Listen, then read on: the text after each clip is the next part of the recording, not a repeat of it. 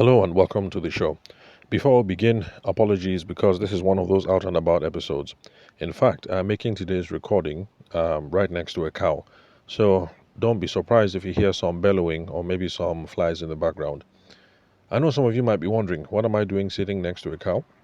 Don't worry, these are some of the conversations that we can have when we meet live and in person. If you happen to attend any of my events, or if you call me up to handle sales training for your organization. So, um, yeah, so now that you know I'm sitting next to a cow, might as well begin. Let's see. Okay, so in the summary of the last episode, okay, what did we do with the last episode? Okay, well, we took two detours. We took one detour to talk about the business of aquaculture in Nigeria. I think that's the episode that we put up yesterday. And then prior to that, we had another detour to talk about why it's a bad idea to have disappearing messages turned on for business conversations in WhatsApp. So, if this is your first time listening to the show and you want to know what aquaculture is, how does that relate in Nigeria, what are the national or international dimensions, and what you should do if you're coming into the aquaculture business, then listen to yesterday's episode. And then, if you want to know my tips and tricks for how better to use WhatsApp for business communications, then you should be looking at two episodes back. So, okay, yeah. So the reason why I'm explaining that we had two detours is because prior to that, we had started looking at the topic of how to overcome the fear of selling.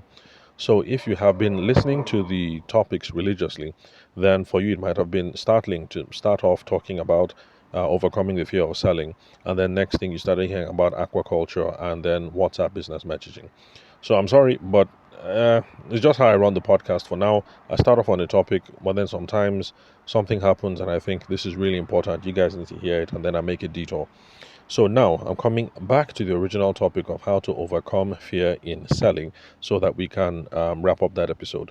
As for those of you who happen to join the podcast at that moment, I would like to know what to do to overcome the nerves that happen when you are about to approach customers or maybe when you are in a networking session. So, in the first episode that we started on how to overcome the fear of selling, we looked at how not all aspect of selling is to be feared, because selling involves well, different aspects anyway. But the ones that I want to highlight for now are two separate elements. One is selling in print, which is where people are doing copywriting or direct response marketing. That's where people are using words on the internet, in paper, on flyer, in newsletters, blah blah blah, to sell to people. And then personal selling, which is when someone walks into your store, someone approaches you at a trade show, someone calls you over the phone, somebody sends you a DM from Instagram, the person comes from your website, those sorts of situations where you're actually talking to or chatting with someone one on one. So, obviously, selling over print is less scary for most people, but then selling to people or talking to people in real time over the phone is scary for most people because of the prospects of personal rejection and then other kinds of emotional baggage that just comes with being a human. Because sometimes you're at the trade show and maybe you just happen to eat some, let's say you're like me, you like fufu, and you've had some fufu, you have maybe like 8 or 10 wraps, and you have some good meat, you wash it down with a bottle of Coke, you're overcome by niggeritis, and then somebody walks by the stall, and then you're wondering, can the person smell my fufu breath? I hope there's no soup on my tie, blah, blah, blah. So there are real issues that are involved when it comes to talking to people in real life and trying to sell to them, apart from the fear of personal rejection.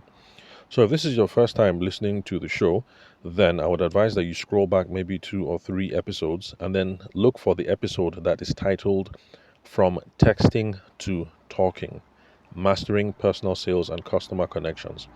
Let me repeat. The podcast title you should be looking for is From Texting to Talking, Mastering Personal Sales and Customer Connections. So that is what will go into more detail on all these things that we've discussed so far, and is going to bring you up to speed on reasons why selling face to face can be scary for most people. But the biggest takeaway that I wanted people to get from that episode is not to feel inadequate because you have these fears. because most people have these fears. In fact, yesterday I interacted with a LinkedIn coach who still has these fears, especially in live networking sessions, even though she has been a professional in this space for many, many years. So don't feel less than, or don't feel that there's a problem with you because you have these fears. Most people have them. So everybody, almost everyone goes through these fears. So there's no problem with you intrinsically. What we need, or most people need, is a game plan for. It's a game plan or a framework for organizing conversations and interactions with people, and you will be fine. For most people, once you have a framework, once you have a plan, you know how to start the conversation, you know how to advance the relationship, you know how to figure out what people want, and you'll be perfectly fine. So, in sales and business development circles, which are the circles that I flow in, we call this either a sales process or we call this a business development framework. Hey, good morning. Sorry about that. Like I said, sitting next to a cow, and the person tending to the cow just walked by. And of course, Nigerians are very polite. So even though he can see, or even though it looks like I'm on my phone, he said hello. Okay, where was I? All right, yeah. So, yeah, it's called the sales process, business development framework, qualification framework, conversation framework, different things. It's going to be called different names depending on which podcast you listen to, which YouTube videos that you're looking at, things like that. So, today we're going to be tackling the question: can your personality lead you to having a more heightened response of fear when it comes to selling? Because, of course, no matter how many times some of us take the mic to try and debunk these things, there are people who are going to say, you're introverted, that is bad, change. You're extroverted, that is good, continue. So, the underlying question: are extroverts better at handling fear than introverts? Now, before we go on, let's look at the issue of definitions. So, we're going to look at who is an extrovert, we're going to look at who is an introvert, and then we're going to look at whether these things are mutually exclusive, whether you're on one end of the scale or another. So, depending on where you are, which school you went to, the kind of people you hung out with, some people say extroverts, people who like other people who can talk, introverts, people who are shy. So, that is the popular definition. If you hang around the more educated crowd, they will tell you that it's not really about how well you are with people per se, but where you take your energy from, where you drive your motivations from. So extroverts are externally motivated. Things happen in the environment and then they move, while introverts are internally motivated. They sit, they mull, they think, they come to their own values and reasons for being, and then they move. So it's much more about where you derive your energy and how you derive your motivation. So if you look at things in that way, then it makes sense that somebody like, excuse me, somebody like Oprah Winfrey will say she's an introvert. Because you say, Oprah, you're on camera, you like talking to people. I mean, how can you call yourself an introvert? Beyonce also self identifies as an extrovert. So, if you look at it this way, it makes sense that those two would say they're introverts because for them, it's about quiet time. Okay, let's say Beyonce, for instance. It's about quiet time. She's at home, she's in her studio, the children have been settled. She sits, she thinks, she comes up with a plan, she executes. So that's where she's getting her juice from being internally motivated. Yeah, so that's it. So don't pay too much attention to your personal history of how good you are with crowds in deciding whether you are extroverted or introverted. So it's not about how well you handle crowds. Now, regardless of whether you're going to agree with the latter definition or you want to stick with the former, are you shy? How well are you with handling people?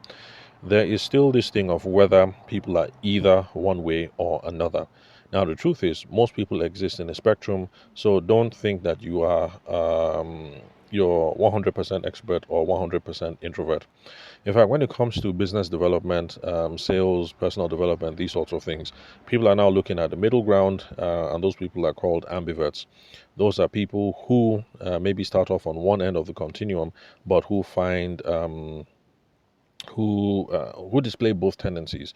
So I guess if you're still confused over the Beyonce and the Oprah thing, examples that I just gave right now, you would now say that okay, Oprah, Beyonce, they are ambiverts. So yes, they are internally motivated when it comes to getting their mojo, getting their juice, getting their You know what I mean? The power to get going inwards, but then they're able to adapt to external environments very well and become social butterflies.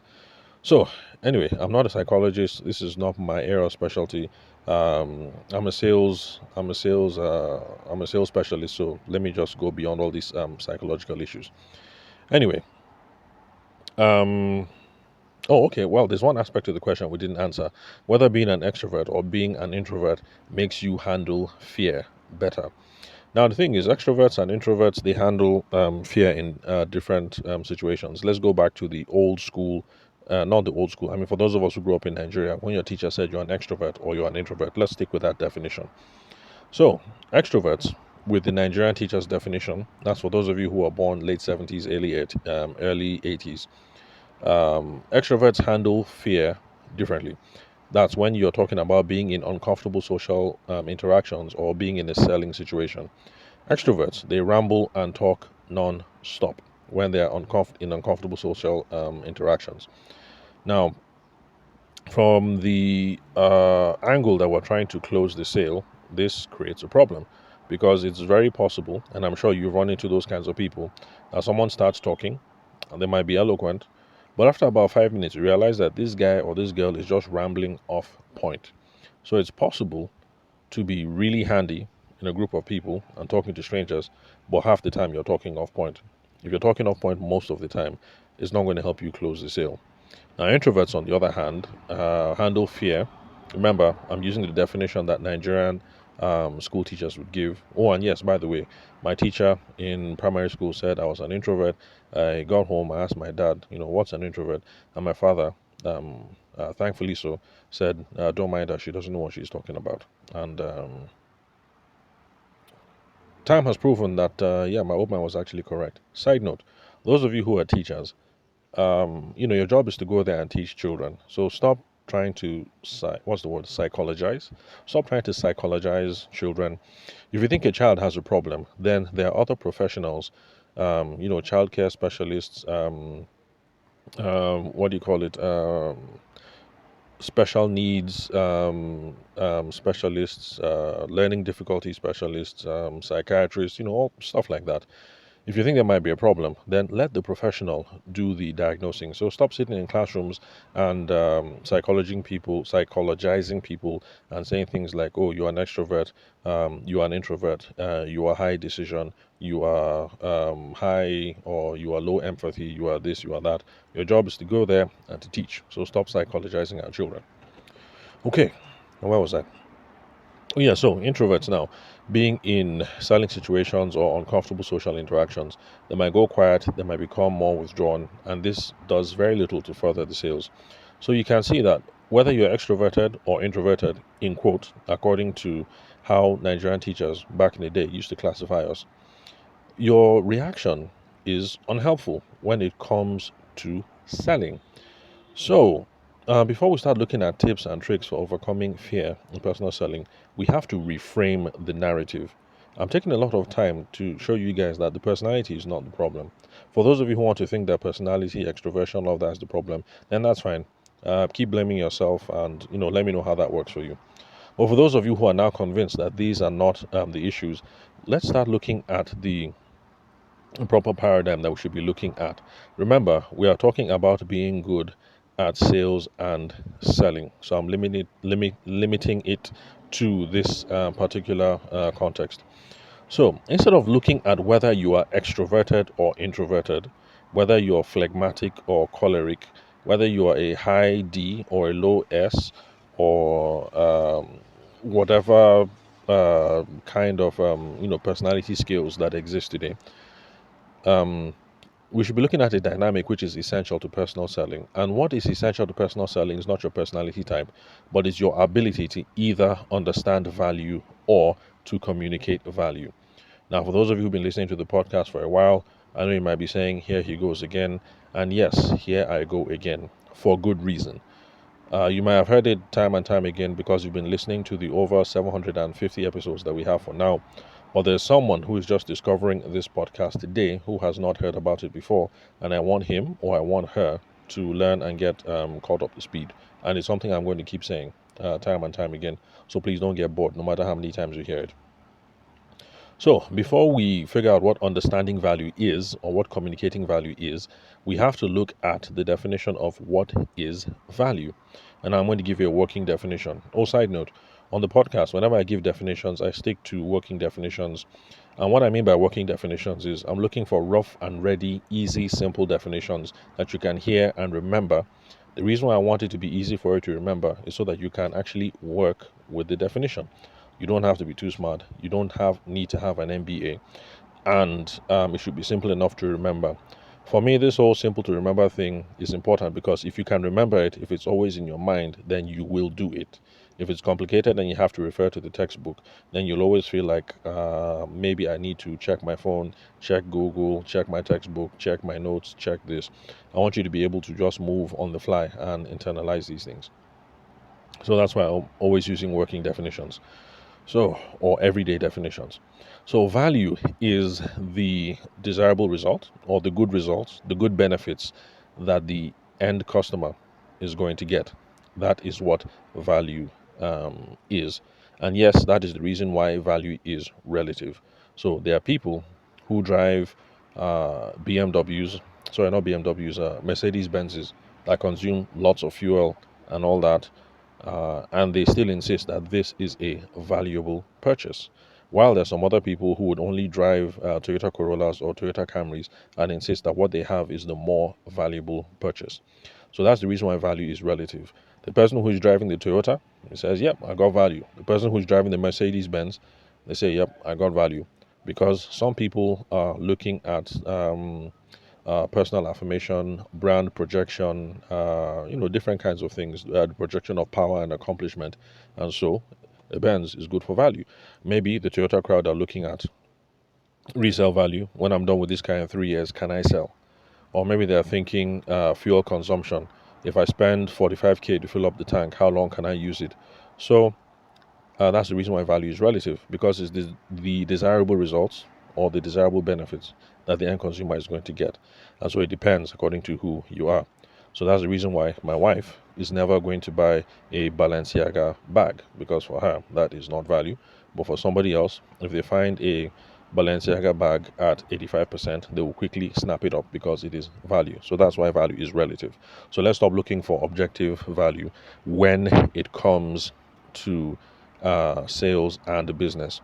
When it comes to the larger questions in society, is there ultimate truth? Is there objective truth? Is there objective value? Yes, in a philosophical sense. But then when it comes to business, it's relative. The person that is driving the Benz is perfectly fine with it because for her, for him or for her, that is value. The person who is driving the Toyota, for them, that is value. So, what is communicating value? Communicating value is the skill that you have or the ability you have to tell the customer what he or she is going to enjoy from using your product or your service. So those people who are like, bros, these jeans, like you have to buy these jeans because this is what is raining now. This one is from Milan. As in, check it now. See this belt. It is the best leather. Blah blah blah. You didn't see that music video. The one with Thames. This is what Thames was wearing now. This is what Ashake was wearing. This is the best in the market. All of that, that is communicating value. You're telling the person what he or she will enjoy from the product or service. Now, this is imported. It's from Milan. Is the best jeans. Is the best leather. This is what all the young people are wearing. This is what all the superstars are wearing. That is communicating value. Now, what is understanding value? Understanding value is trying to decide, trying to decipher, trying to figure out the actual value that the customer thinks from their own perspective that they're going to get from using your own product or your service. Now, this is important because you go there to buy these jeans, and the guy is telling you, or the lady is telling you that this is the best, it's from Milan, this is blah blah blah. In fact, this is something that happened to me recently. I'm a big dude, so all my trousers always get split up the middle. So excuse me, they get split up the middle. Uh, it just happens because I'm a big guy, so eventually the trouser is going to split up the middle. So I was tired of using regular trousers. I wanted to go back to how I used to dress as a teenager. So let me get more jeans, let me get more combats. So I went out to look for a pair of jeans, and I found something, and I thought it was cool enough.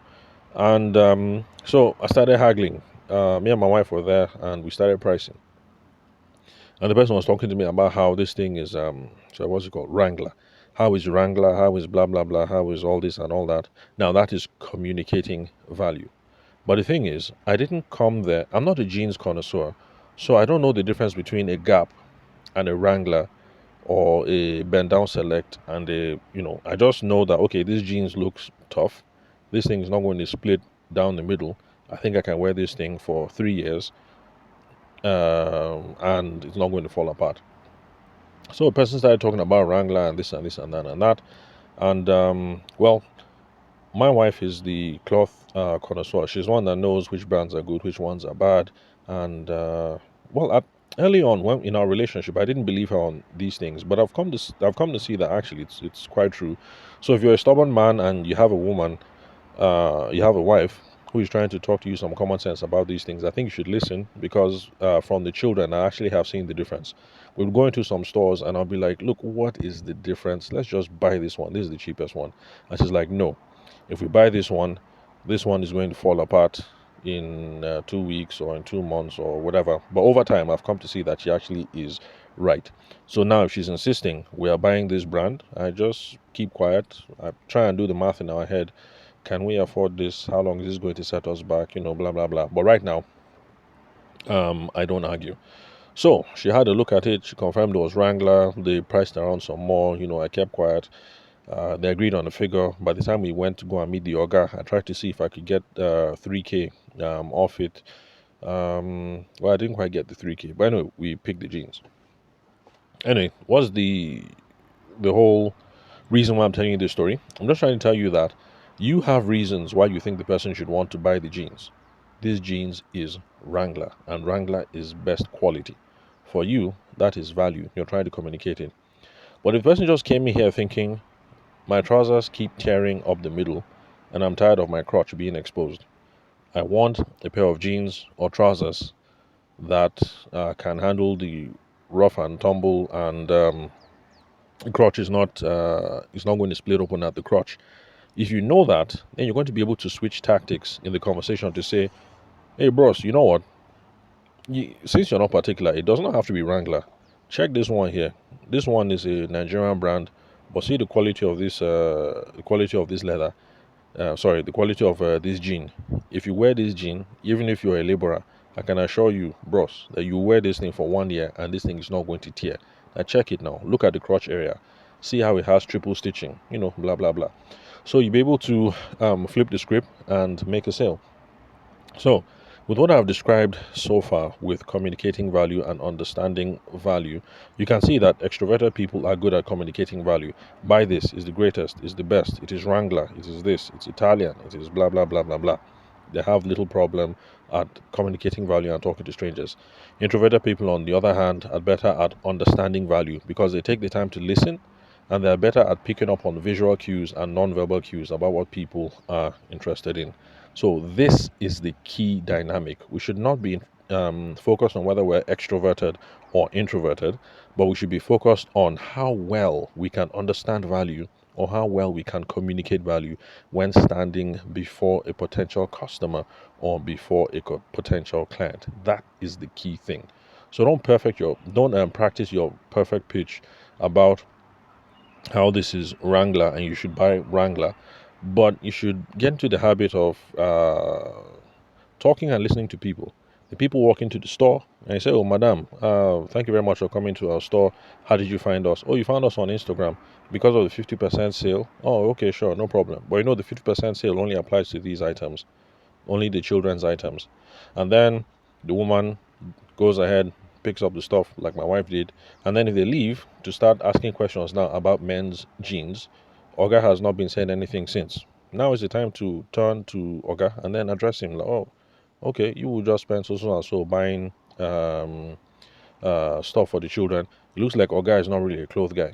If you look at me, you can tell actually that my wife says I have the fashion sense of a Ghanaian school teacher. If your father is a Ghanaian school teacher, I'm sorry, I'm not trying to insult your father, but it's something I've heard not just from my wife but other people. So apparently, Ghanaian school teachers don't know how to dress good. So Someone else said I dress like a carpenter. So that's it. My fashion sense is between being a carpenter or being a Ghanaian school teacher.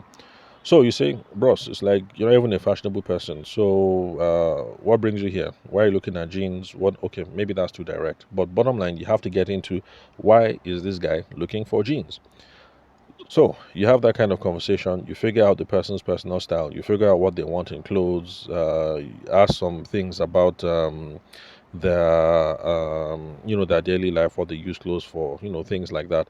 That will give you a sense about which you should present to the person and communicate the value that they are going to derive from the product or from the service.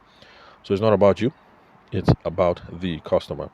All right, so we're done. Okay, we're over 25 minutes, so let me just bring this to a close. Now, now that we're done with all this, getting all these personality things out of the way, tomorrow we're going to start addressing specific tips and tricks that people can use to overcome the fear of personal selling. Some of you might wonder, it's taking me 2 episodes to get to the point, and it's taking me, okay, this is 25 minutes. The other episode was maybe 15 minutes, so that's 25, 15, that's 40. So I've been talking 40 minutes about this whole thing. Why did you waste our time? It's not wasting time. I'm just trying to get to those of you who still think that you're going to be ineffective in business because you're choleric or phlegmatic or you're Sagittarius or you're Taurus or you're extroverted or you're introverted or you're Nigerian. Nigerians talk too much, or you are Liberian. Liberians are too quiet. Sorry, is it Liberian? The country of Liberia. What are they called? Is it Liberians? Library. Anyway, you get the point. I'm just trying to dispel all this personal stuff before we begin, because it's a shame that people could be stellar at selling or stellar in promoting their businesses, but because of emotional hang-ups like this, because I hear this silliest stuff. I'm sanguine. I was born in October. I'm Sagittarius. I'm Taurus. I'm born in May. Taurus people can't do this. I mean, and all that crap. Anyway, you get the point. So, personality, let's throw all of that out the window. Tomorrow we'll start with the specific tips and tricks about how we can overcome the fear of selling. So, connect with me on WhatsApp. The number is 080-6466-2140. The country code is +234 for those of you who are hitting me up outside the shores of Nigeria. Then connect with me on LinkedIn. My name is Tavishima Ayede. I'm the host of the podcast. You can confirm the spelling of my name and the email address from the link where you're currently listening to this episode. If you want to check me out on other socials, you will find me. But the thing is, I spend most of my time on LinkedIn. So if you find me on Threads or any of these other platforms, yeah, you'll get to hear a response from me maybe next month or so. But if you hook up with me on Twitter or on WhatsApp, you definitely are going to have an answer before the end of the day. Worst case scenario, by tomorrow morning. So thanks for your time and attention. I'll catch you guys at the next episode.